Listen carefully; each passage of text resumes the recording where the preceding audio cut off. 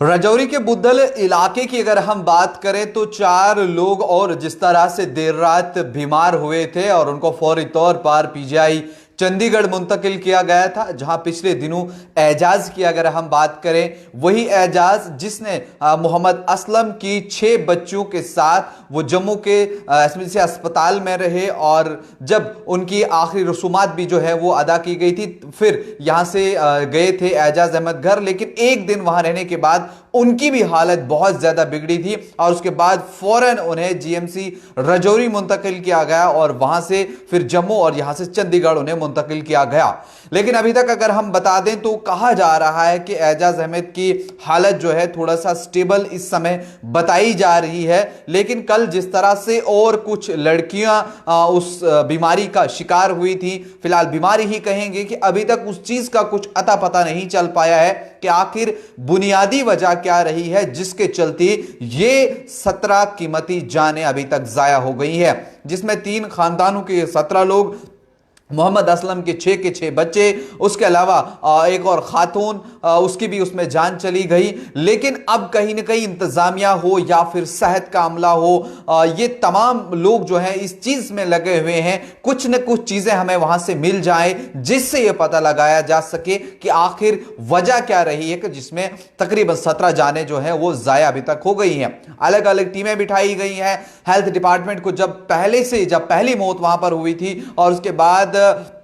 वहां पर जब टीमें पहुंची और शायद हेल्थ मिनिस्टर भी कोटरंका पहुंची थी और उसके बाद वहां पर मीटिंग ली गई थी तमाम जो स्टाफ था हेल्थ डिपार्टमेंट का उनके साथ, और उसके बाद एक एक्सरसाइज शुरू की गई जिसमें 3500 लोगों के सैंपल लिए गए उस पूरे इलाके में, और ताकि ये पता चल सके क्या ये कोई वाकई वायरस है। लेकिन उसके बाद जब तमाम नतीजे सामने आए पता चला कोई वायरस नहीं है बल्कि कुछ और है। लेकिन इस चीज को अगर हम देखें तो आगे जो जो ये मरहला बढ़ता गया और इसमें तकरीबन 17 लोग जो है वो अपनी जान गंवा बैठे और अभी भी 3 से 4 बच्चे जो बताया जा रहा है कि वो फजल के रिश्तेदार हैं, उनकी भी मौत हुई है, वो भी इस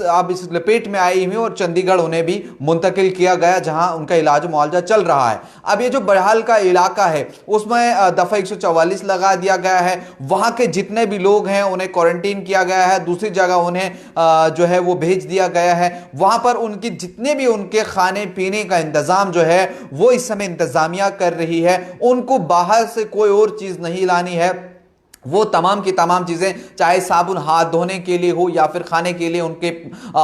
पीने के लिए उनको पानी चाहिए, तमाम तर चीजें जो है वो इंतजामिया मुहैया करवा रही है ताकि ये देखा जाए कि क्या कोई इंफेक्शन वाली चीज इनके घर में ही तो नहीं रही होगी जिसको ये इस्तेमाल कर रहे हैं, या चाहे वो पानी हो या बाकी खाने पीने का आइटम हो, आटा हो, चावल हो, दालें हो या कोई और चीज जिसमें ये सब चीजें मिक्स रही हो, तब जाकर के ये सब चीजें हो रही हैं। क्योंकि सवाल तब ज्यादा उठा जब एजाज अहमद की हालत जो है वो बिगड़ी, क्योंकि एजाज अहमद बिल्कुल ठीक था। जीएमसी के बाहर उसने तमाम मीडिया के साथ बात करी और उसके बाद वो उस यास्मीन की जो आखिरी बच्ची थी मोहम्मद असलम की, उसको यहां से लेकर के खुद ड्राइव करके वो राजौरी पहुंचे, बिल्कुल ठीक थे। और अचानक दूसरे दिन उनकी हालत जब इस तरह पे बिगड़ गई और तमाम तर जितने भी लोग वहां पर थे वो डर गए, सहम गए कि आखिर क्या है जो ये सब चीजें हो रही। जब एजाज अहमद बिल्कुल ठीक था तो अचानक अब क्या है। वहीं अगर हम देखें तो वजारत दाखिला की जानिब से भी एक टीम तश्कील दी गई है जो उस इलाके में अभी भी मौजूद है, आज तीसरे रोज भी वहीं पर है। सुनने में यह आ रहा है कि खुदाई का काम वहां पर हुआ है, एक